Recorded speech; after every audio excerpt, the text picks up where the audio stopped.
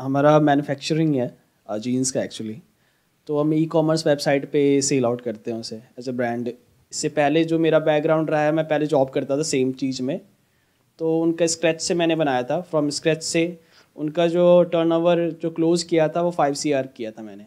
तो उसको मैं और कैसे अपने में इम्प्लीमेंट करूँ चीज़ों को। आप कह रहे हो आपकी मैन्युफैक्चरिंग है हाँ जीन्स जी। की, तो कहाँ पे है ये? फैक्ट्री लगाई है आपने? फैक्ट्री नहीं लगाई हमने, वेयर हाउस है हमारा। ऑनलाइन कब आपने सेल करना शुरू किया? कितना टाइम हो गया? ये 2 महीने हो गया हमें। 2 महीने हो गए। अभी तक कैसा रिस्पॉन्स आ रहा है? अभी जो फर्स्ट मंथ था उसमें 1 लाख रुपए का सेल हुआ था। सेकंड मंथ 1.5 से 1.25 का है। किस किस पे सेल कर रहे हो? अमेजोन पे कर रहे हो? Flipkart and Meesho. ऐड चलाते हो आप? 3-4 thousand मंथ का रख रहा हूँ फिलहाल अभी। 3-4 हज़ार रुपए की ऐड चलाते हो, हाँ उसके बेस पे 1 लाख 1.5 लाख रुपए की सेल हो जाती है। हाँ जी।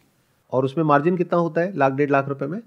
15% का रहता है, मतलब जो क्लोज होके आता है। वैसे 40-50% ग्रॉस मार्जिन रहता है। इस बिजनेस में कितनी इन्वेस्टमेंट करी आपने? आप अकेले हो या कोई पार्टनर भी है? पार्टनर भी हैं साथ में। कितने पार्टनर हैं? 2 पार्टनर है, 3 है टोटल हम। बट जो वर्क है वो मैं अकेला ही संभालता हूँ। उन्होंने पैसा लगाया है? हाँ, उन्होंने पैसा लगाया एक्चुअली। कितना पैसा लग गया होगा इसमें काम में? अभी 20 लगाया है, 20 लाख। कितना? 20 लाख? हाँ जी। 20 लाख कैसे लग गया? स्टार्टिंग में ही ज़्यादा माल बनवाया है। B2B के लिए भी हमने सोचा है, क्योंकि B2B में भी हम दे रहे हैं। कुछ ब्रोकर्स हैं, उनको टाइप किया उनके साथ अभी रिसेंट में ही।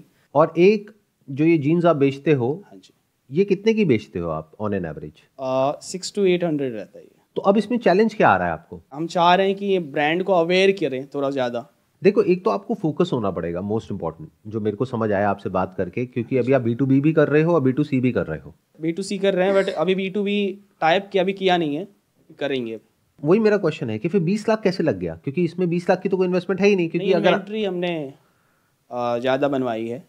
देखो, ऑनलाइन की दुनिया में क्या हो गया है कि बहुत सारे लोग हो गए हैं जो इस तरीके से कर रहे हैं। आप अकेले तो हो नहीं, राइट? राइट। ये आप भी देख ही रहे होगे, वहाँ पे कंपटीशन बहुत बहुत ज़्यादा है। हर प्लेटफॉर्म के ऊपर हजारों लोग हैं जो इस तरीके से कर रहे हैं, और सबने अपना अपना कोई ना कोई नाम रखा हुआ है, और सब ब्रांड बनना चाह रहे हैं। जी। बट ब्रांड को बनाने के लिए बहुत बड़ी इन्वेस्टमेंट लगती है और बहुत टाइम लगता है। Time taking. ब्रांड कोई भी जो भी आपके माइंड में आता है, जैसे मैं बोलता हूँ जीन्स, तो कोई पर्टिकुलर ब्रांड्स आते हैं माइंड में, वो क्या 1-2 महीने में, 6 महीने में बने हैं? कितने साल लगे हैं उसको बनने में, और कितना बड़ा नेटवर्क होगा, कितनी एडवर्टाइजिंग होगी, कितने फिजिकल स्टोर्स होंगे, तब जाकर के वो ब्रांड बने हैं।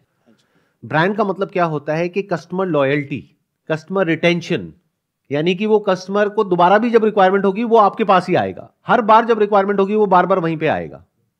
बट ऑनलाइन की दुनिया में प्रॉब्लम क्या है? ब्रांड लॉयल्टी ऑलमोस्ट जीरो है। आपको जहां पे सस्ता मिलेगा, क्योंकि नाम तो आपने किसी का भी नहीं सुना, वहां पे 1000 जो छोटे छोटे ब्रांड्स हैं उनके सबके नाम आ रहे हैं। जो कस्टमर है उसने किसी का भी नाम नहीं सुना है, जिनका सुना है उनके बहुत महंगे हैं। हाँ जी। तो आपको कस्टमर सेगमेंट को बड़े अच्छे से समझना होगा। ये वर्ड हम यूज कर रहे हैं brand, but first you need to understand what is the meaning of brand. Brand means कि वो कस्टमर बार बार आपके पास में आए, और अगर मैं आपका कस्टमर हूं, मैं दोबारा आपके पास में क्यों आऊंगा? क्या आपके प्रोडक्ट में कुछ अलग है, कुछ ऐसा है जो और किसी प्रोडक्ट में नहीं है? और फिटिंग वगैरह तो सेम ही होता है सबका। यही है कि अवेयर नहीं है हमारे ब्रांड। अवेयर नहीं है यानी कि किसी को पता ही नहीं है उसके बारे पता में। नहीं है। तो वहां पे जब ऑनलाइन कोई जाकर के सर्च करेगा तो आपका भी ब्रांड आएगा।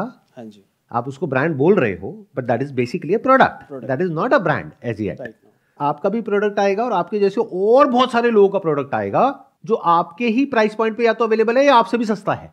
यानी जो आप कर रहे हो वो बहुत लोग कर रहे हैं, तो it's more of a commodity, not a brand. दोनों में बड़ा फर्क होता है। ब्रांड होता है जहां पर एक इंसान प्रीमियम पे करने को रेडी होता है। कमोडिटी मतलब किसका सस्ता है, किसका महंगा है। ये जो अभी कर रहे हैं ना, उसमें एक बहुत बड़ी स्ट्रेंथ भी है और एक वीकनेस भी है। स्ट्रेंथ क्या है कि अभी इनको 2 महीने हुए हैं काम शुरू करे हुए। पहले महीने में इनकी सेल थी 1 लाख रुपए, दूसरे महीने में है 1.5 लाख रुपए। तो ऐसा नहीं है कि ये सेल जनरेट नहीं कर पा रहे हैं, तो ये बहुत बड़ी स्ट्रेंथ है। बहुत लोग हैं जो ये नहीं कर सकते जो ये कर रहे हैं, और ये आज 1.5 लाख पे गए हैं, कल आने वाले टाइम पे 2 लाख पे भी चले जाएंगे, 2.5 पे भी, 3 पे भी चले जाएंगे, लेकिन मार्जिन एंड में कट के 15% आया। तो अगर 3 लाख की भी सेल हो गई तो 45,000 रुपए आया, जिसमें 2 या 3 पार्टनर्स हैं। तो अल्टीमेटली किसी के पास में कुछ बहुत ज्यादा नहीं आया। तो अभी हम दिमाग ये लगा रहे हैं कि कैसे ये जो सेल है 1.5 लाख से बढ़ के 10 लाख पे जाए या 20 लाख पे जाए महीने की, यानी साल की जो टर्नओवर है वो 1 से 2 करोड़ पे पहुंच जाए। अब ये कैसे होगा? This is a big challenge. अगर इनको सेल्स बढ़ानी है तो एक तो प्राइस को थोड़ा नीचे अगर ला सकते हैं, क्योंकि वहाँ पे क्वालिटी कोई देखने नहीं जा रहा और ना ही वो देख सकता है, कोई भी प्रोडक्ट की क्वालिटी पॉसिबल ही नहीं है देखना, सब अच्छा कह रहे हैं हम बेच दो कुछ भी, और वो बंदा भी चाह रहा है उसको हाई क्वालिटी नहीं लेना है, नहीं तो कोई बड़े ब्रांड पे जाता है ना, वो तो आराम से सस्ता लेना है उसे, और उसे चलाना है 6 महीने 1 साल ही सिर्फ, तो वो उससे अच्छा लगना चाहिए, प्राइस उसके कॉम्पेटेबल होना चाहिए, कस्टमर रिव्यू उसको समझ में आए। देखो इन्होंने जो बोला वो आपको क्लियर हुआ? हाँ जी। बताइए क्या क्लियर हुआ? रेंज को लेके कि अगर हम रेंज कम कर पाए तो उसमें सेल बूस्ट हो जाएगा उसके वजह से। रेंज मतलब प्राइस रेंज? Price rate.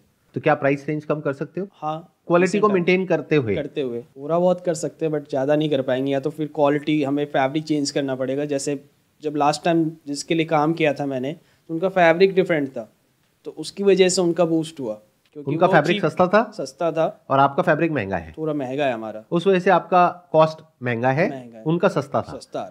आप वहां पर 0 से 5 करोड़ तक गए थे इन टर्म्स ऑफ सेल्स। तो इसको आपने चेंज क्यों किया? बिजनेस मॉडल को सेम क्यों नहीं रखा?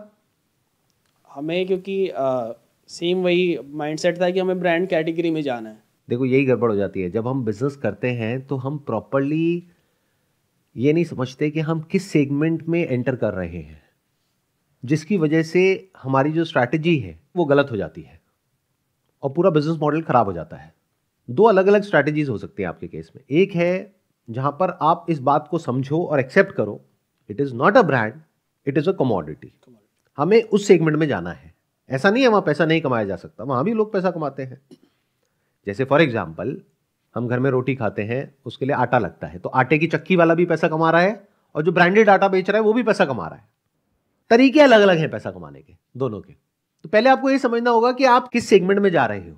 Are you going in the commodity segment और in the brand segment? Because if you are going in the brand segment then it must be very clear कि उसमें 10-20 लाख रुपए से कुछ नहीं होने वाला, उसमें बहुत बड़ी इन्वेस्टमेंट लगेगी, तब जाकर के शायद एक ऐसा ब्रांड बनेगा। वो भी अगर आपकी मार्केटिंग स्ट्रैटेजीज बहुत तगड़ी होगी तो 2-4-5 साल बाद जो कहीं स्टैंड आउट कर पाएगा, लोगों की माइंड स्पेस ऑक्यूपाई कर पाएगा। नहीं तो इतना क्लटर है आज की डेट में ऑनलाइन, अगर आप जा करके देखोगे इंस्टाग्राम पे या इन वेबसाइट्स पे, इतने सारे ब्रांड्स हो गए हैं कि एक ब्रांड का नाम याद रख पाना इज नेक्स्ट टू इम्पॉसिबल। तो अब हमें क्या समझ आ रहा है कि अगर ब्रांड बनाना है तो उसके लिए बहुत पैसा चाहिए, जो अभी हमारे पास में नहीं है। लेकिन यह भी समझ आ रहा है कि परमानेंट सोल्यूशन तो ब्रांड ही है। नहीं तो कमोडिटी में प्रॉब्लम क्या है, आज आप अपना माल बेच रहे हो एक्स अमाउंट का, कोई और आएगा वो बेच देगा आपसे सस्ता, तो उसका माल बिकने लग जाएगा, आपका माल बिकना बंद हो जाएगा। यही हो रहा है अभी, यही हो रहा है और यही होगा आने वाले टाइम में। तो लॉन्ग टर्म में सोल्यूशन क्या है? ब्रांड बनाना। अगर एक्चुअल में आप कुछ लंबा सोच रहे हो तो, अगर आपकी विजन है 5 साल 10 साल 20 साल तो, बट उसके लिए पैसा चाहिए और अभी पैसा नहीं है, तो पैसा कहां से आएगा? ये जो आपने 10-15 लाख 20 लाख रुपए लगाए, पहले तो इसको समझदारी से लगाओ। आप कह रहे हो कि मैं ये भी कर रहा हूं और साथ में B2B भी कर रहा हूं, B2B पे काटा मारो अगर मेरी सलाह मानो तो। उसके पीछे वजह है, B2B में आपको कैश फ्लो का इशू आने वाला है। जैसे ही आप किसी को बल्क में माल दोगे तो वो कैश तो देगा नहीं, उधार पे लेगा, क्रेडिट इशू है। और जब वो उधार पे लेगा तो वो बोलेगा 10 दिन 15 दिन 1 महीना, उसके बेस पे आप अपनी सारी कैलकुलेशन कर लोगे, और वो पैसा देगा आपको 2 महीने में 3 महीने में या 6 महीने में। ये रियलिटी है, ग्राउंड रियलिटी है। तो आप फंस गए। तो एक ऐसा पॉइंट आएगा जहां पर जा करके आपके जो इन्वेस्टर्स हैं, जो आपके पार्टनर्स हैं, वो अपने हाथ खड़े कर देंगे, कहेंगे भाई मेरा बजट था इस बिजनेस में 30 लाख रुपए लगाने का, तूने 40 लाख रुपए लगा दिया, अब आगे मेरे पास में नहीं है। और जहां आपने उनको माल देना बंद किया, उन्होंने पेमेंट देनी बंद करी, तो लग गया लॉस सीधा 40 लाख रुपए का। तो B2B पे मारो काटा। B2B का गेम तब बढ़िया है जब आपके पास में बहुत पैसा है आगे मार्केट में उधार फेंकने के लिए। तो अब आप जाओ D2C में, that is direct to consumer, जो अभी आप कर रहे हो, सारा फोकस उस पर डालो। अब सवाल उठता है कि ये जो प्लेटफॉर्म्स है, यहां से जल्दी कम से कम टाइम में बहुत पैसा कैसे कमाया जाए। तो एग्जैक्टली आपको वही करना है जो आपने किया था उस कंपनी में जहां पे आप जॉब करते थे। There is no need to reinvent the wheel. जो चीज काम कर रही है उसको चेंज क्यों करना है? अगर काम नहीं कर रही हो, उसमें कोई प्रॉब्लम हो तो बदलो ना। अब अगर आपने व्हील की शेप बदल दी, उसको स्क्वायर बना दिया और कह रहे हो कि चल नहीं रहा है, तो इसका मतलब क्या हुआ? हमने वहां दिमाग लगाया जहां दिमाग लगाने की जरूरत ही नहीं है। जहां पे आपने काम किया वहां पे आपको समझ आ गया है, सस्ता फैब्रिक लो, सस्ते में बेचो, बढ़िया रिव्यूज आने चाहिए, बढ़िया फोटोग्राफ्स होनी चाहिए, तो कस्टमर खरीदता है। अगर वही करते हो तो आपकी भी रेवेन्यू 5 करोड़ पे पहुंच सकती है। हाँ, उससे पहुंच जाएगी। उससे पहुंच जाएगी ना? हाँ जी, उससे पहुंच जाएगी। तो पहुंचा दो। आपको एक बहुत मजेदार आइडिया देता हूं। एक कंपनी है जो काफी प्रीमियम सेगमेंट में है जीन्स में, और ऑन एन एवरेज जो उसकी जीन्स कॉस्ट करती है that is around 40 to 50,000 rupees. जैसे जॉगिंग सूट होता है ना, तो वैसी होती है वो। That is very comfortable. I am not sure कि इस सेगमेंट में, जिस सेगमेंट में आप हो, कितने लोग ऐसा कर रहे हैं। सर जो रिव्यू के बारे में मैं कुछ बताना चाहता हूँ। जो रिव्यू और रेटिंग के मामले में अगर हम कुछ सिंपल सा गिफ्ट ऐड कर सके तो अच्छा रिव्यू मिलेगा। आप ऐसा कुछ कर रहे हैं? अभी सिर्फ थैंक यू कार्ड दे रहे हैं ओनली, गिफ्ट नहीं पर थैंक यू कार्ड के बेस पे कोई रिव्यू तो नहीं करेगा। जो इन्होंने आइडिया दिया है वो बिल्कुल परफेक्ट है। यानी जब तक आप सामने वाले को कोई गिफ्ट नहीं दोगे, कोई इंसेंटिव नहीं दोगे, कोई बेनिफिट नहीं दोगे, तो वो रिव्यू क्यों देगा? आपको क्या करना होगा कि अपने माइंड को पूरी तरह से फोकस करना होगा उन चीजों पे जो इंपॉर्टेंट है। सबसे इंपॉर्टेंट इस गेम में आपको सक्सेसफुल होने के लिए चाहिए रिव्यूज और रेटिंग्स। तो वो कैसे मिलेगा? बोलते हैं ना, एक तीर से दो निशाने। तो अभी जो मैंने आपको आइडिया दिया जॉगर्स का जी, क्या हो अगर आप ये कहो कि आप रिव्यू दो, उसके बाद में हमारी ये नई कलेक्शन है जॉगर्स की, we will send it to you absolutely free of cost.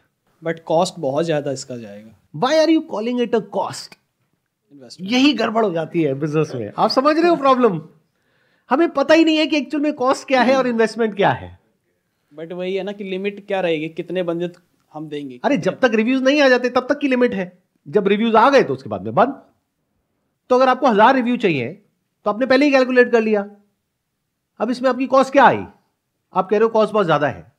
Cost बहुत ज्यादा नहीं है, क्योंकि आप खुद कह रहे हो कि मेरा जो मार्जिन है वो 15% है बाकी सारी कॉस्ट निकालने के बाद। दैट मीन्स प्रोडक्ट की जो आपकी कॉस्ट है वो है मैक्सिमम 40%। तो जो माल आप 500 रुपए का बेच रहे हो उसकी कॉस्ट एक्चुअल में 200 रुपए है। तो 200 इंटू 1000 2 लाख रुपए। बिजनेस में आपने 20 लाख रुपए लगा रखा है और आप कह रहे हो ये कॉस्ट है। आप समझ रहे हो? ये 2 लाख की इन्वेस्टमेंट है। This is the most important investment in the business. Review का सारा खेल है। वो जो थैंक यू कार्ड आप भेज रहे हो, उसी थैंक यू कार्ड के ऊपर लिखा हुआ है कि अगर आप रिव्यू करते हो तो ये वाली जीन्स हम आपको कॉम्प्लीमेंट्री देंगे। ये कब तक है? जब तक आपके पास में 500-700 या 1000 रिव्यूज नहीं आ जाते हैं। एक बार आ गए तो सिर्फ थैंक यू कार्ड जाएगा। Thank you.